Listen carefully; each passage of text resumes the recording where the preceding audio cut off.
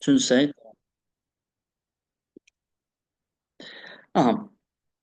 Demək dediyimiz kimi biz artıq 20 sualda həll etdik və gəlirik 21-ci suala. Bu da tərəzilər mövzusu. Tərəzilər mövzusunun ən sevimli suallarından biridir. Tələbələrin ən çox sevdiyi bir sualdır. Mərkəzi nöqtədən sağ və sol tərəfləri bir-birinə bərabərdir. Yadınızda saxlayın. Bir mərkəzi nöqtə verir. Mərkəzi nöqtəni görürük biz. Mərkəzi nöqtədən ümumiyyətlə təpə nöqtəsinə baxdıqda biz görürük ki, tarazlıq bərabərdir bir-birinə. Bu o deməkdir ki, sağda verilənin bütün çəkisi bərabərdir solda verilənin ümumi çəkisi, yəni sol tərəfin çəkisinə. Sağ və sol qolları bərabərdir. Bunun üçün nə edirik? Burada bəzən ya qiymət yazır. Məsələn 4 ya 7 ya 8 məsafəni göstərir. Mərkəzi nöqtədən məsafəni göstərir. Məsələn bu çəkiyə biz baxdıqda mərkəzi nöqtədən nə qədər məsafə sağda yerləşir? 1, 2, 3, 4. Bəzən burada 4-də yaza bilər, 4 metr. Növbətisinə yazar 5, 6, 7, 8 metr. Bax, bu formada yaza bilər. Və yaxud da elə xətlərlə verir. Nə gözəl, versin.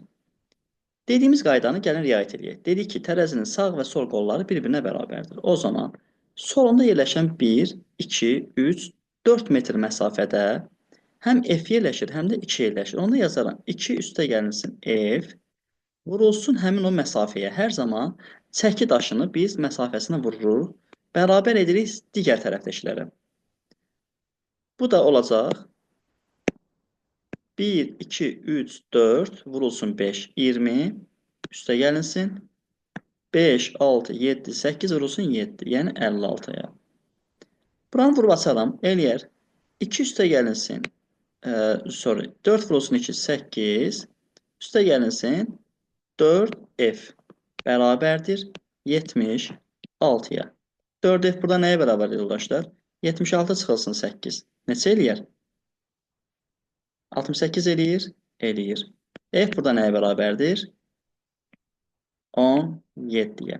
Bizim də qiymətimiz olacaq, F-in qiyməti 17. Və salam, bu da belə. Növbəti davam edirik. Gəlirik 22-ci sual. Aha. Buranı, bu kimi sualları ümumiyyətlə həll etməyiniz üçün mütləq çalışın. Mənim indi yazacağım qaydaya riayət edin. Yoxsa əks halda həqiqətən işiniz çətin olacaq. Qayda bundan ibarətdir. Verilən rəqəmləri, hərfləri mütləq şəkildə yazırsınız və həmin o dairənin içərisində olan həmin hərfi ki biz yazırıq, ona neçə xətt birləşir, onu da mütləq qeyd edin. Bax, məsələn, 1, 2, 3, 4 dənə xətt daxil olur buna. Ona görə bütün hərfləri yazarkən ona nə qədər olduğu məkana, dairəyə, fiqura nə qədər xətt yerləşir, onların hamısını qeyd edirsiniz. L yazırıq, K-nı yazırıq. K 2 xəttdən ibarətdir. N-imiz 4 xəttdən ibarətdir. R-imiz neçə xətt edir? Bir dənə sayın, 2 xəttdən ibarətdir. Növbəti M gəlir. M neçədir? O 1, 2, 3'tür. Sonra P gəlir. P neçədir? O da 3'tür. L də 4'dür. L yazdıq. 1, 2, 3, 4, 5, 6. Nəsə qaldıq elə bil? Bəli, 6. Yox, heç biri qalmadı. Yazdıq. Hə. İndi bizim açar nöqtələrimizə baxın, zəhmət olmasa.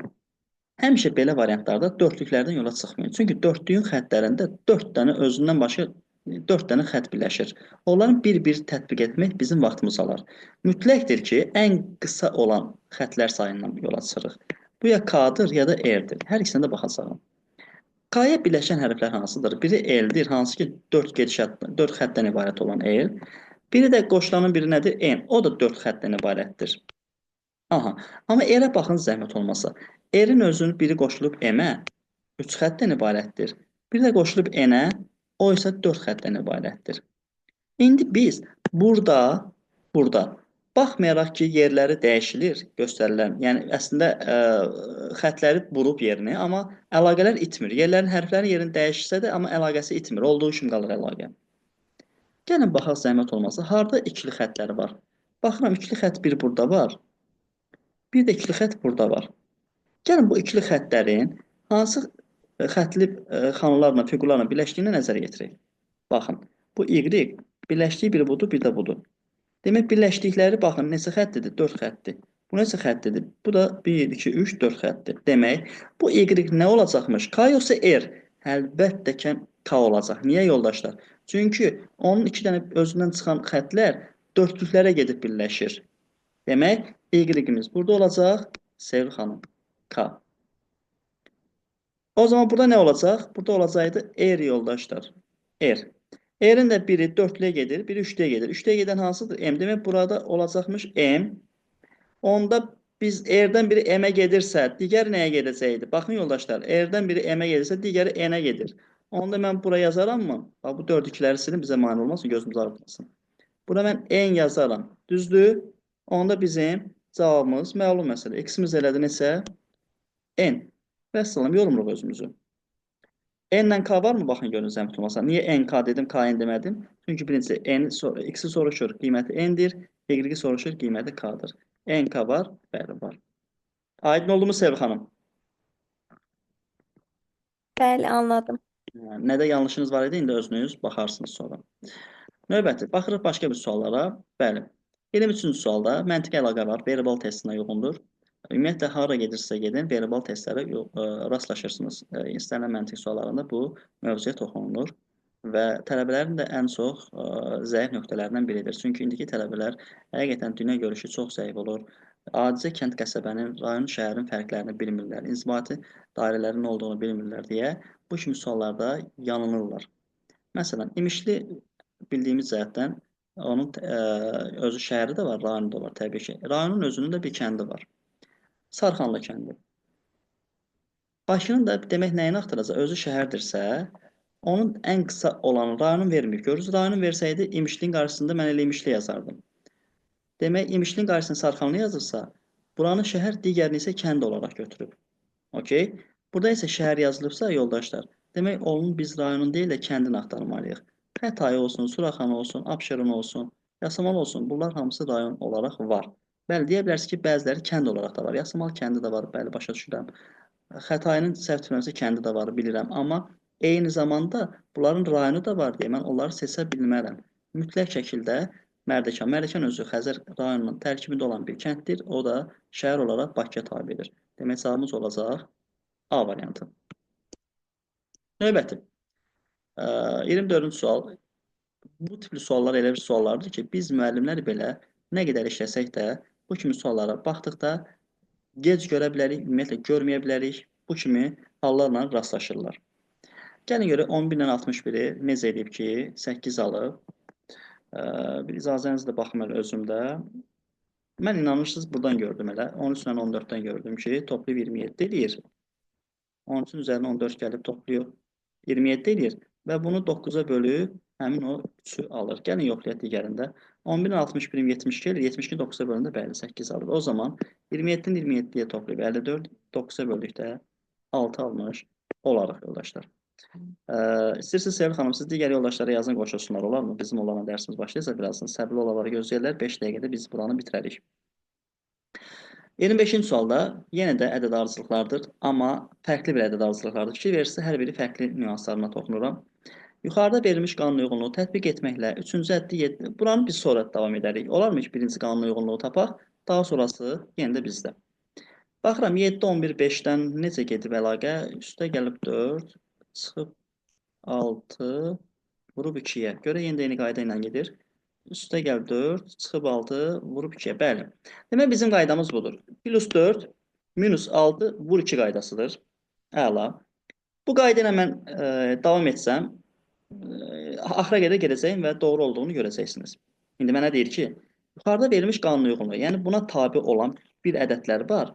O ədədin də 3-cü həddi, yəni 3-cü yerdə duran ədəd, yəni 5-in yerində duran ədədi 7-dir. Bu ardıcılıqla 15-ci həddi deyir tapın. Sayaram 4, 5, 6, 7, 8, 9, 10 bu formada 15-ci həddi tapacaqsınız. Bu qədər uzatmaq istəmirəm. Sadəcə bu cür davam edəcəksiniz. Olduğu yerdən növbəti ədədə həddə hansı həddi 5-dən 10-a necə eləmişdi? 2-yə vurmuş. Onda biz də 2-yə vuracağıq. 14 yazacağım. Daha sonra 14-dən sonra nə gəlir yoldaşlar? 10-dan 14-ə nə edir? Üzərinə 4 gəlir, eləmi? Mən üzərinə 4 gələcəm. 18 yazacağam. Növbəti 6 çıxıb 12 yazacağam. Daha sonra 2-yə vuracağam. 24 yazacağam. Və bu qayda ilə biz sonda cavabımızı tapmış olacağıq.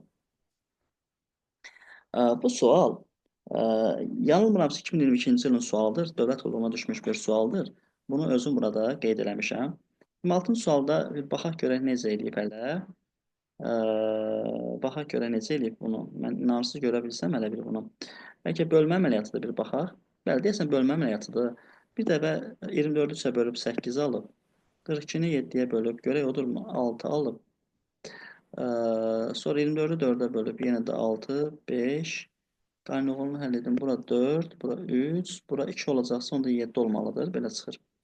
Deyə bilərsiniz, mənim 28 ola bilər axı. Bir də sətirdən bir də sütun. Burada tozulan bir dənə hissə var. Yoldaşlar, mənim burada səhv mənimdir. Burada 7 deyil də burada 6 olmalıydı. Sorry. 6 olmalıydı. Götürüb onu böldükdə 7 alırıq. Bəs ardıcılıq da doğru gedir. Fikir verirsiniz əgər. Bəli, indi bura 7 eləyəcək böləndə. 24-ü 3-ə böldüm 8, 42-ni 6-ya böldüm 7, 24-ü 4-ə böldüm 6. Bir kərə məxrəcdəkini sürətə bölüb ədəd alırıq. Bir dəfə təzədən sürətdəkini deyil də məxrəcdəkini sürətə, bir dəfə sürətdəkini məxrəcə bölürük. Davam edirik. Bu qaydana 8, 7, 6, 5, 4, 3. İndi fikir verirsinizsə, bayaq məxrəcdəkini bölüb sürətdəkini almışdıq 3-ü. İndi nə edəcəyik? Sürətdəkini bölüb məxrəcdəkinə həmin biz 2-ni almalıyıq. Demək, bura 7 deyil də 2 almağımız üçün 28 lazımdır ki, 28 14-ə böləndə 2 olsun. Cavabımız eləyər A variantı. Növbəti. Dünya görüşünə söykənən yeni bir sualımız var. Burada dəniz rostu, koala isə bildiyimiz bir heyvandır və variant olaraq A olacaq. Bunu qeyd edə bilərsiniz. 28-ci sualda izah edilir. Kublara aid olan bir sadə bir sualdır. Deyir ki, aşağıda eyni kubu görürsünüz. Bu eyni bir kubdur. Sadəcə olaraq müxtəlif prizmadan baxış prizmasıdır. Necə ki, siz hər biriniz Azərbaycanda yaşayırsınız, amma hər birinizin pəncərəsi müxtəlif təbiətə, müxtəlif şəhərin bir hissəsinə asıldığı kimi, bu kub da elədir.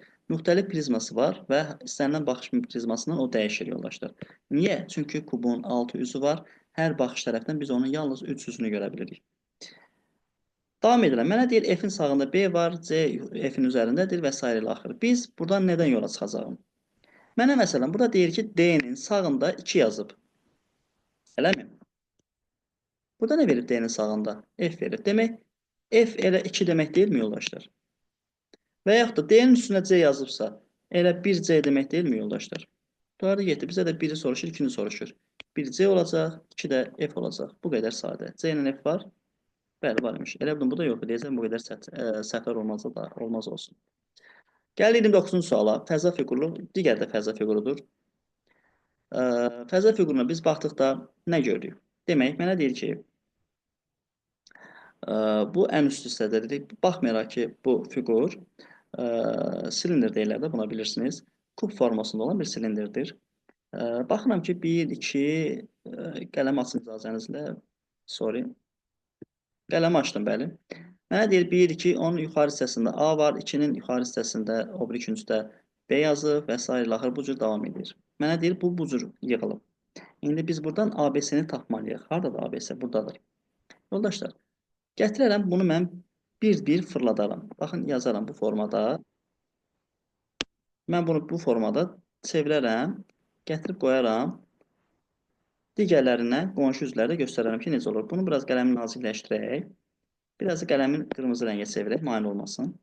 Demək, 3, 6, 5, 4, bir dəfə 90 dərəcə sola fırlatdıqda nə formada olacaq? 4 burada, 3 burada, 6 burada, 5 burada. Növbəti. 4 burada, 3 burada, 6 burada, 5 burada. Növbəti. Bunları yazmaqda məqsədimiz fırlandıqca hərflərin, rəqəmlərin yerini dəyişməsini göstərməkdir. 4, 3, 6 və 5. Aha. Nə görürəm? Görürəm ki, 2-nin olduğu bu küncdə ona qonşu olacaq küncdəki rəqəm neçə imiş? 5 imiş əslində. 5. Demək, mən burada 5 yazmalıyam, yoldaşlar. Və əks tərəfində isə, bax burada B-nin qiymətinin yerində 4 olmalıdır. Demək, B-nin qiyməti 4-dür. Bunu tapdıq. Növbəti 1-dən yola çıxıram. 1-in və yaxud da elə belə görə bilərsiniz. 2-nin sağında 1 var. Burada əksinə verib. 2-nin solunda göstərir, düzdürmü? İndi biz burada B-nin qiymətinin yerində nə görürük? 4. Demək, onun da solunda nə görəcəyin? O da A-nın qiyməti olacaq. Yəni 3. Növbəti bir də C qalır.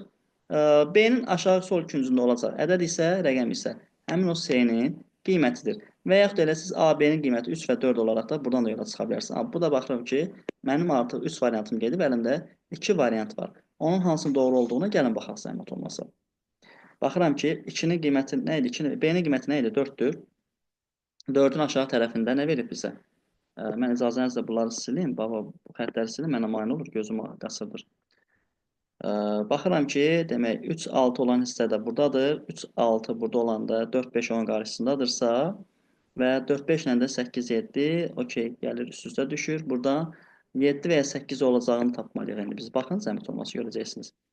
2-nin sağ tərəfində nə görürük yoldaşlar? 8 görürük. Demək 2 olan yerdə onun sol tərəfində nə görəcəyik? Bax burada 8 görəcəyik. Çünki dediyimiz kimi silindr dəyişli başaya qoyulub deyə biz burada sağda gördüyümüzü burada solda görürük. Onda demək 8 ilə 2 qonşu bucaqlarda yerləşirsə, 8 ola bilməz ömrü boyu. Demək yerdə bizim variantımız qalır yalnız A variantı. Bunu da bitirdik. Növbəti keçid edirik. Anar bəy və Qəmzə xanım xoş gəlmisiniz sizə. 30-cu sualla da yekunlaşdırdıq artıq. Bizə deyir V, B, N, C. Bu kimi kubların üzərində biz bir dənə qayda bilirik. O qaydanı sizə deyək. Ən sağda olan hər zaman gedir, ən solda olanın solunda yerləşir. Və yaxud da belə deyə bilərik. Ən solda olan gəlir, ən sağda olanın sağında yerləşir. Biz hardan baxırsınızsa baxın, MC və yaxud da MC görmüş olacaq. Okeydir. Bunu bildik. Növbəti biz baxırıq. Hərflərə görə düzək. İndi burada deyir C ilə N arasında bir hərf yerləşir. Bəli, C ilə N arasında bir hərf yerləşir. O da M-dir. Bura M oldu yoldaşlar. M ilə N arasında deyir 2 yerləşəcək. Okey. Məndən nə istəyir? 2-nin hansı və 1 və 2-nin hansı hərflər olduğunu burada bir hərflər olaraq verir. Burada rəqəmlər olaraq verir. Gəlin bunları biz fırladaq bir dəfə. Baxın, B burada olmuş olacaq. N burada olmuş olacaq. M də burada olmuş olacaq. Doğrudur yoldaşlar. Burada C hərfidir. Biz düzdük. Nə problem var? Heç bir problem yoxdur. Gəlirəm N ilə M-in arasında birləşən nədir? N ilə M-in arasında birləşən B-dir. Demək 2 olacaq B-nin qiyməti. Növbəti, mən C-nin sağında nə görməliyəm? Baxın, C-nin sağında V gəlməlidir. Yəni burada V olacaq. V-nin sağında B olacaq. İndi baxın, B ilə V-nin birləşməsində duran bucaqda hansı rəqəm olacaq? Burada 1 yazılıb. Bəs onu hərf olaraq nə əvəz edir?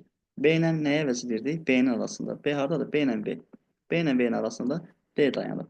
Demək bizim cavab olacaq. Birinci sırada D, sonra isə B. D ilə B olan varmı? Bəli, var. Bu da Y variantıdır yoldaşlar. Yoldaşlar, gəldik artıq biz asıl dərsimizin sonuna. Hər birinizə burada yazıldığı kimi təşəkkür edirəm. Yaxşı ki, qoşuldunuz. Əgər istəsəniz bir daha testlərin izahlarına baxmaq, mütləq şəkildə mən bunu YouTube səhifəmdə yerləşdirəcəm. Bunun üçün sizlərdən birinci icazə alım, haqqınızı halal eləyərsiniz. Düşünməyin ki, müəllim konfidensiallığımızı pozdu. Zaten burada heç kimin mən adını çəkmədim. Öz tələbəm olan Sevgi xanımdan başqa. Ona görə mən çox rahat şəkildə bunu icazənizlə paylaşa bilərəm YouTube səhifəmdə. Və siz də istəsəniz yenidən ora baş keçirərək qaçırdığınız hissələri izləyə bilərsiniz. Hər birinizə təşəkkür edirəm. Sağ olun, var olasınız, minnətdaram. Sağ olun müəllim, Allah razı olsun. Çox sağ olun. Sağ olun, təşəkkürlər.